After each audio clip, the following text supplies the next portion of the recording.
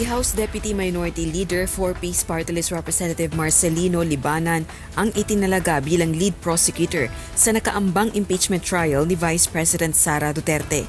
Ginawa ang anunsyo ng informal appointment matapos na ihain ng House Prosecution Panel ang unang pleading sa Senado na hindi pa nakakapag-convene bilang impeachment court.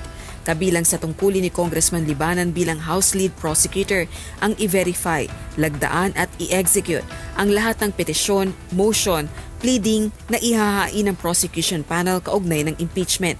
Kung anong iutos sa amin ng plenaryo as constitutional duty at ako ang paperman ng mga pleadings, gagampanan ko po yun.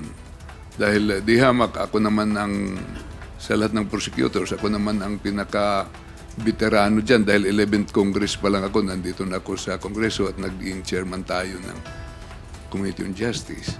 Samantala, iginiit naman ng House Prosecution Panel na legal ang inihain nilang mosyon sa Senado. Layo nitong hilingin kay Senate President Francis Escudero na maglabas ng summons kay Vice President Sara Duterte at pasagutin ito sa verified impeachment complaint na inihain laban sa kanya.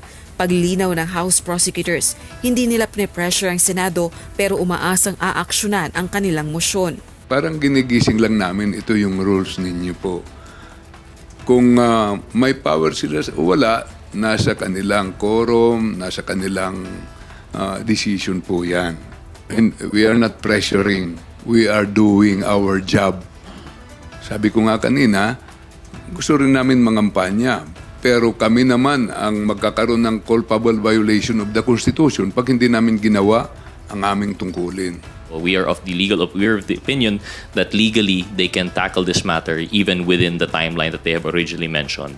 Nilinaw naman ng House Prosecutors na sa oras na maglabas na ng summons ang Senate Impeachment Court, dito pa lamang magsisimula ang pagbibilang ng 10 araw na palugit para makapagsumite ng sagot si VP Duterte sa Articles of Impeachment.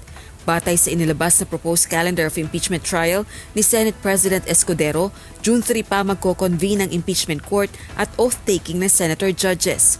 June 4 naman ang issuance of summons. Ang summons ay issue po ng impeachment court.